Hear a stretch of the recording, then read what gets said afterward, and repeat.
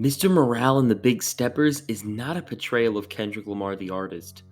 It's a portrayal of Kendrick Lamar the man. This is not the poet who won the Pulitzer Prize or the superstar who's toured the world. This is a man who is flawed like the rest of us. Lamar wastes no time showing this to us on the album's opening track, United in Grief.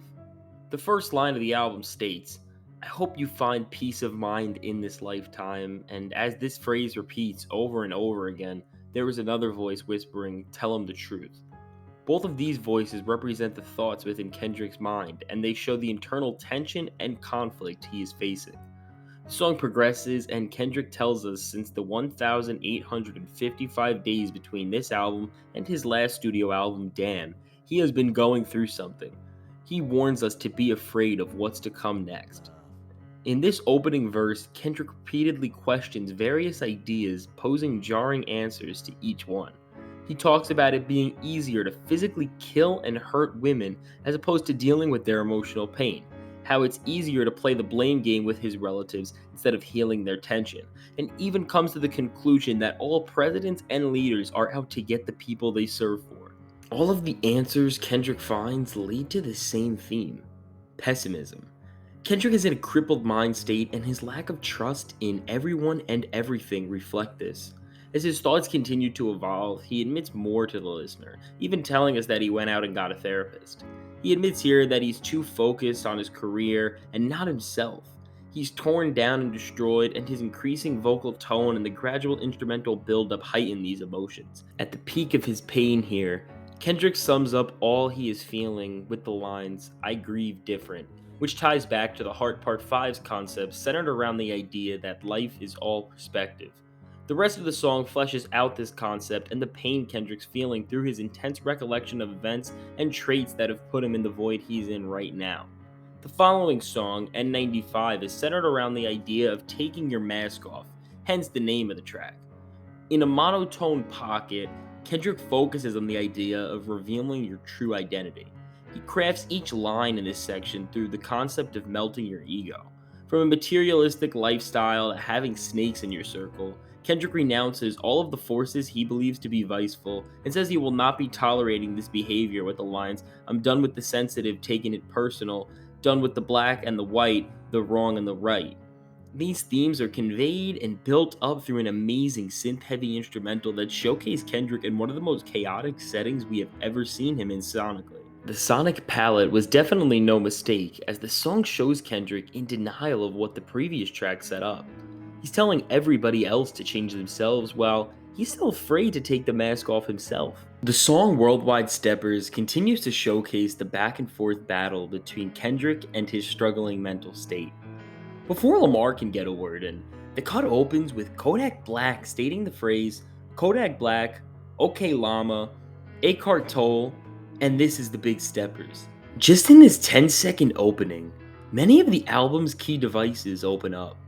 Kodak Black's appearance here is still confusing to this point, but his chaotic image represents many of the vices that are tempting Kendrick, but what is more important here is the name Eckhart Tolle, a German philosopher who's known for books such as 1997's The Power of Now, A Guide to Spiritual Enlightenment, and 2005's A New Earth, Awakening Your Life's Purposes.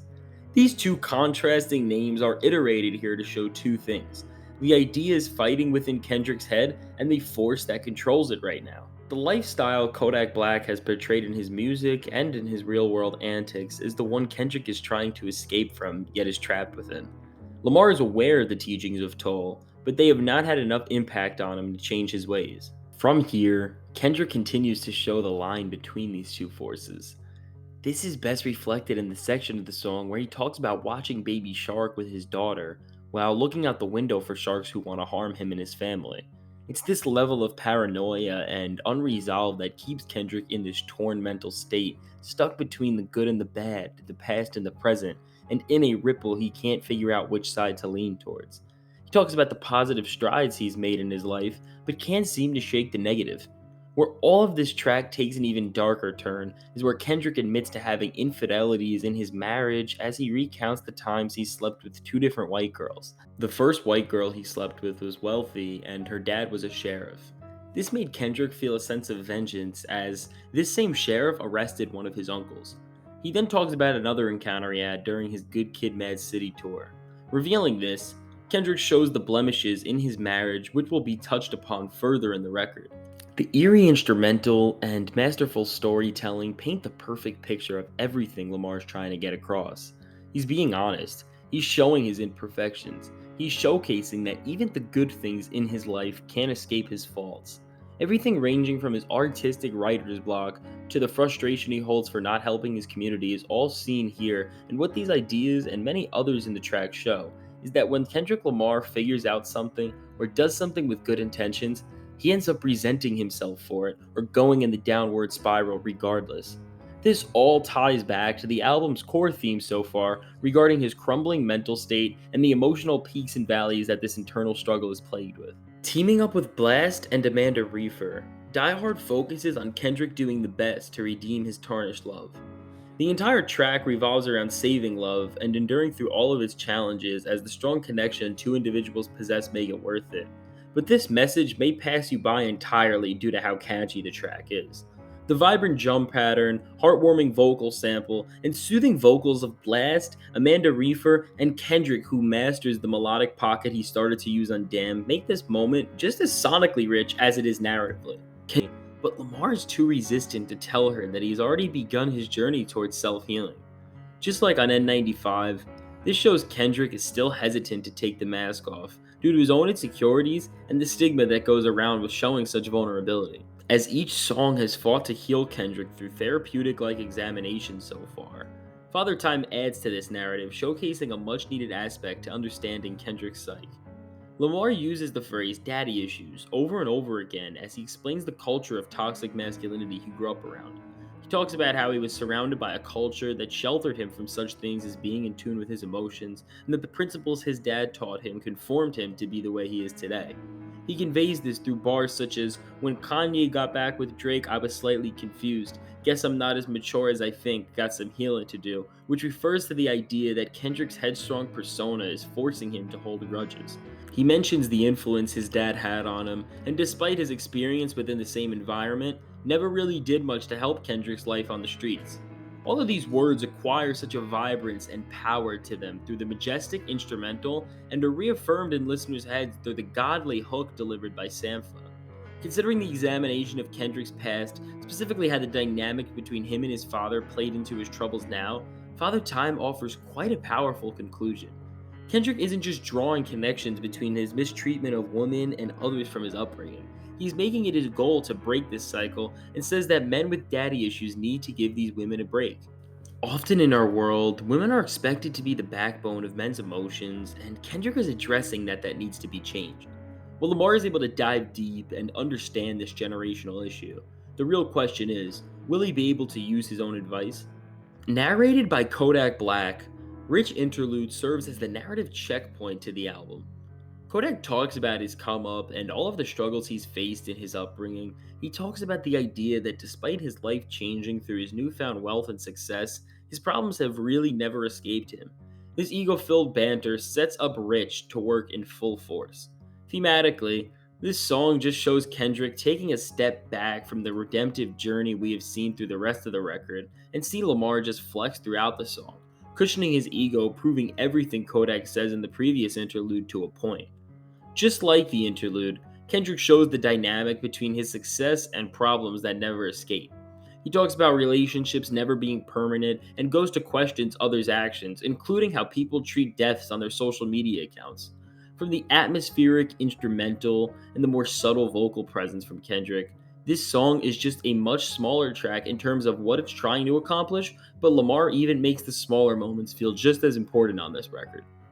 We Cry Together is not just one of the most narratively important tracks on the record, it's one of the most unique rap songs we have received in a very long time. Over a menacing instrumental loop from The Alchemist, Kendrick and Taylor Page, who is presumably playing Kendrick's wife, have a nasty fight where they go back and forth exchanging gruesome insults. There's so much tension and anger that each side lashes out at each other, and this showcases the damage that has sickened the pair's bond. This painstaking moment calls back to United in Grief, where Kendrick says he would rather kill a girl who was hurt this bad than have to go through the emotional torture that he's experiencing right now. What this track goes to show is that Kendrick isn't getting better with these problems at all. After all the arguing and fighting the two go through, they start to have intercourse, which establishes that they are trapped in a cycle of toxicity. The first half of this album concludes with the powerful Purple Hearts. It seems all of the soul searching, mixed with the toxicity Lamar has been exposed to, has impacted him in a way where he centers the anthem around the idea stated in the hook: shut the F up when you hear love talking. Kendrick understands there are temptations and vices that will always push him to act in irrational ways, but he believes that he can trust love to battle him out of any situation. Kendrick now understands having a pure heart and understanding the idea of forgiveness will get him to the place he wants to be. The vocals from Summer Walker and verse from Ghostface Killah on the back end further establish the themes Kendrick sets out. Ghostface talks about the force that love is as something that's in the fifth dimension, and adds various religious undertones to them to show how powerful this force can be. All of this is conveyed through a lustful instrumental that features a powerful bass line and an otherwise smooth and sappy coding. This vibe with the instrumental is even further conveyed through the melodic style Kendrick graces throughout the album, further showcases Kendrick's journey towards healing, but in a much deeper light. He has built the foundational understanding to save himself, but the question that remains is it too late to change? Count Me Out features Sam Dew, the same vocalist who sang on the beginning of United in Grief. This time he sings, "We may not know which way to go on this dark road." As the singing progresses, we hear Kendrick's wife say Session 10, Breakthrough. This refers to the idea that each song on the album has served as a sort of therapy session. The lines breakthrough in this moment are most likely here to show that there is a pivotal change in Kendrick coming, and now he is going into a deeper, more progressive phase within his therapy, where the principles that he understands can start becoming actions. This moment serves to foil the first side's intro, as Kendrick reflects on many of the same ideas and themes, but in a much better headspace. He's not digging a deeper hole for himself, but is instead challenging others to think in a way that will change their lives for the better. Kendrick is talking to somebody in this track, saying that he will never give them his feelings. This opens up to the idea if Kendrick is talking to a former lover of his, or if he is talking to himself for all he has accomplished and all he has failed to this point. Kendrick has talked to figurative women before through the shape of his Lucy character, which we have seen on To Pimp a Butterfly, but regardless of who the target of this conversation is, Lamar shows us that he's getting in a better place, and he values himself much more at this point of the record, embracing negativity and using it to his strength. The following song, Crown, begins to build a narrative the entire second half of this album will serve to tackle. In a minimally produced and softly delivered monologue, Kendrick comes to the conclusion of the idea that he can't please everybody. Despite his image in the public and all of the pressure that has come with this, Lamar is not a god. He is just as flawed as the rest of us, as we have clearly learned throughout the first half of the record. This song showcases the humanization of Kendrick Lamar to the people. He's not deflating himself in a way that inflicts self-harm, but is instead just unmasking the godlike facade many have associated with him. This is settled in the outro of the track as Kendrick repeats the phrase, "I can't please everybody," to create one beautifully haunting bridge that will linger in your head for a very long time. Silent Hill doesn't do much to progress the themes of the album forward, but is still a fun trap banger. Kendrick teams up with Kodak here, and they both hold their own, having a lot of fun in the process. Lamar does allude to some meaningful ideas, but doesn't go into enough thought about them to make this track add anything to the narrative. This is a fun song, but nothing else beyond that. Kartal, who is talking about deriving your identity based off being a victim.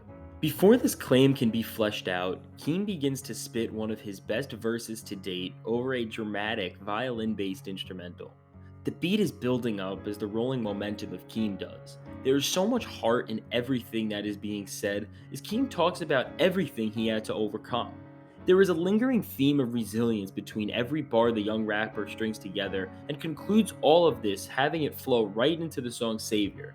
Savior is an absolute storm of emotions as the same piano at the end of the interlude continues to play at the beginning. Kendrick tells listeners something very important. He says, Kendrick made you think about it, but he is not your savior. Cole made you feel empowered, but he is not your savior. Future said get a money counter, but he is not your savior. Braun made you give his flowers, but he is not your savior.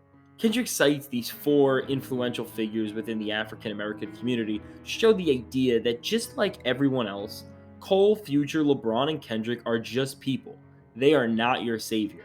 This builds into one of the most charismatic songs on the album, as over a pulsing trap beat, Kendrick paints a picture of who he truly is and who he stands with. He talks about similarities between him and Kodak Black and goes to throw shots at those who take a stance of activism without actually having the heart to fight for it.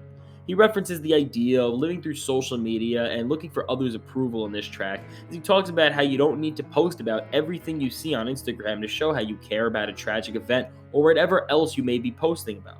Kendrick talks about resolving these issues through self-meditation, as finding acceptance from yourself does a lot more than finding acceptance from others. He talks about how many people are scared to voice their truth through bars like, politically corrected is how you keep an opinion. He then talks about his thoughts on topics like COVID-19 and Vladimir Putin. Song only gets deeper in the second half as the chaotic instrumental focuses down on Kendrick's words more, and in the third verse, he fully states that he is not your savior and even reveals many of his distastes with our society and our culture. Lamar does not care at all what the repercussions will be of saying anything on this song, and that's what makes it so great. It's so raw and uncut, and it shows where Kendrick's at. He's just revealing his truth, and he'll do that at any cost. This song also shows Kendrick's journey fully back to a state of confidence, which is reflected in everything from his tone to the fearless demeanor he presents himself in. The monotone flow and faint deliveries reflect lack of self-confidence throughout the earlier half of the album. As we've progressed through the LP, we observe Kendrick start to find a more commanding voice where he stands for whatever he believes in. In the state Kendrick is in now, he's made strides to become the strongest version of himself that he's ever been. With this level of power, the album's final leg takes its most daring turn, as Kendrick attempts to heal who he has hurt, and we will find out if this journey has been worth the pain, or if this has all come too late. This phase is commenced with the track Auntie Diaries, which focuses on Kendrick's relationship with two different family members who are transgender. The first person he tells us about is his aunt, who has transitioned into a man.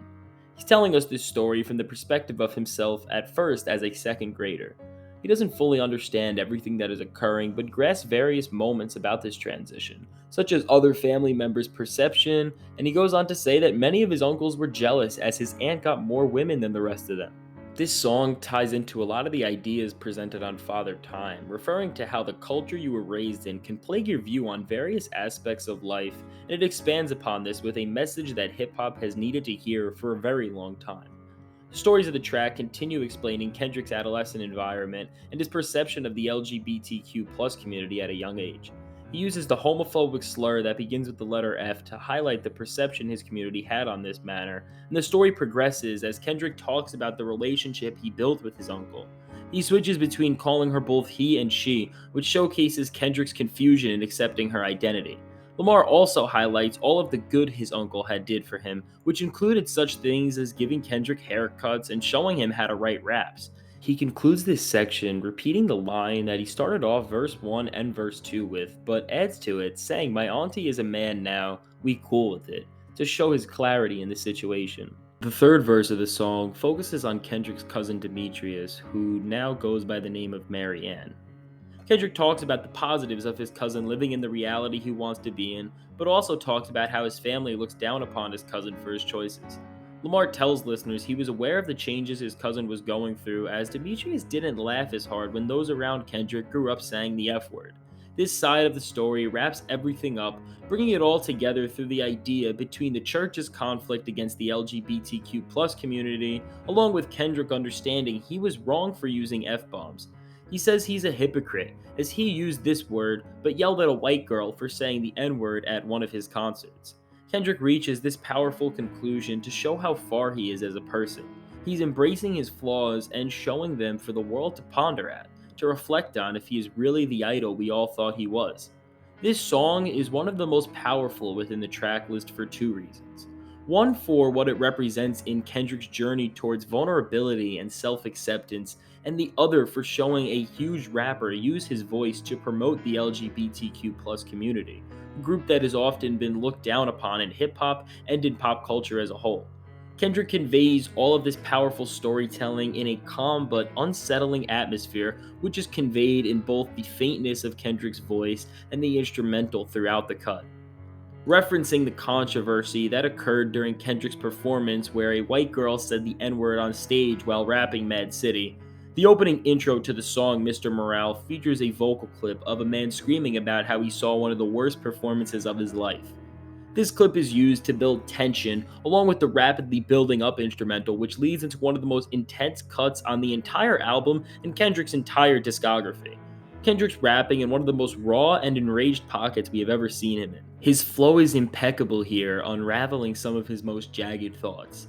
This song doesn't enact such a set narrative as most of the other tracks on this record have, but it instead serves as a theme song to all we have heard to this point.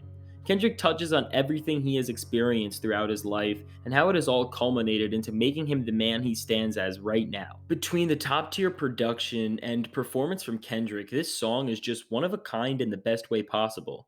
The song even closes with spoken word from Eckhart Tolle, where his words serve to ease up the emotional beast Kendrick unleashed as he reiterates the idea that people get taken over by their ego and their history of trauma through his concept of pain body. Remembering all we have went through to get to this one moment, Mother I Sober is the final goodbye to the mask Kendrick has held up for so long. He recalls on all of the emotion he is able to feel and being tuned in as he accepts the fact that his ego must die. The damage Kendrick's ego has caused him brings him back to some of the darkest memories he's ever had, including seeing his mother get abused and understand that she was so protective of him because she did not want her son to suffer the same fate as she did. Ken's the most emotional reflection of his career, at peace with the fact that at least his kids will be better off than he was, as their father attempted to break, as he says in his own words, the generational curse. Just as the voices at the beginning of the album reference to the uncertainty and trouble Kendrick was facing, these same voices say the lines, "I bare my soul and now we're free," representing the resolve in Kendrick's journey of self reflection and examination. It may not be perfect, and Kendrick definitely did lose a lot on the way, including his wife, as he admits to us here. But he is still at resolve that he has made a better impact on future generations of his people. The final song of the album, Mirror, brings everything to a close with Kendrick telling us one more time that he is not perfect, that he is not our savior. Despite being seen as such a strong and powerful figure, Lamar tells us that he has lived most of his life being very selfish.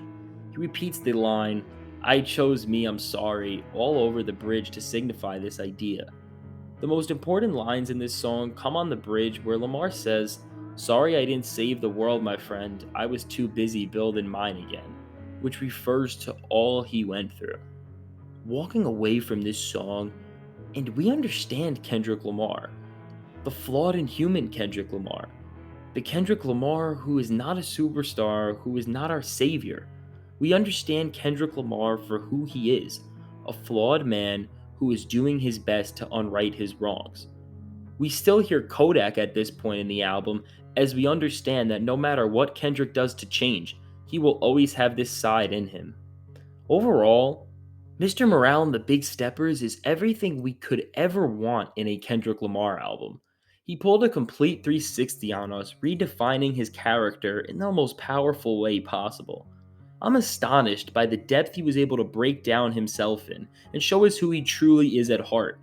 The album is filled with so much pain, but it is used to create such an important idea about Kendrick and, in turn, all of us. Often in life, we strive for perfection and like to idolize people as perfect. Kendrick Lamar has always been seen as somebody who is perfect. He's hardly in any drama, and his music has always presented him as the good guy, the one who fights for us, the one who can do no wrong. This album isn't undermining all Kendrick has achieved to this point, but it's here to tell us that, Even our heroes are very flawed. In a culture that demands perfection and shames blemishes, I commend Kendrick Lamar for putting out his demons to the world to see, and in doing this, bettering his own life and everyone who listens. From a musical standpoint, the album innovates Kendrick's sound, showcasing his versatility and creativity to new heights. The sound of this record is so dynamic, and that is reflected in everything from Kendrick's vocals to the soundscape, all the way to the feature list. This record really only has minor structural flaws and the occasional staleness within its sound and presentation. To sum up this experience, I'll be ranking the track list before I give my rating on the album. At number 18, we have Rich Interlude. At number 17, we have Silent Hill. At 16, we have Count Me Out. At 15, we have Rich Spirit. At 14, we have The Savior Interlude. At 13, we have Purple Hearts. At 12, we have We Cry Together. At 11, we have Die Hard. At 10, we have Mirror. At 9, we have United in Grief. In 8, we have N95. At 7, we have Mr. Morale. At 6, we have Auntie Diaries. At 5, we have Savior. At 4, we have Father Time. At 3, we have Crown. At 2, we have Worldwide Steppers. And at 1, we have Mother I Sober. For all of these reasons, I'll be giving Mr. Morale and the Big Steppers a 9.2 out of 10. Let me know your thoughts on the album, what your favorite song was, and if I missed any key themes or ideas in the comments. Thank you all for watching. Your support means everything. Fantastic Hip Hop. Signing out. Have a great day.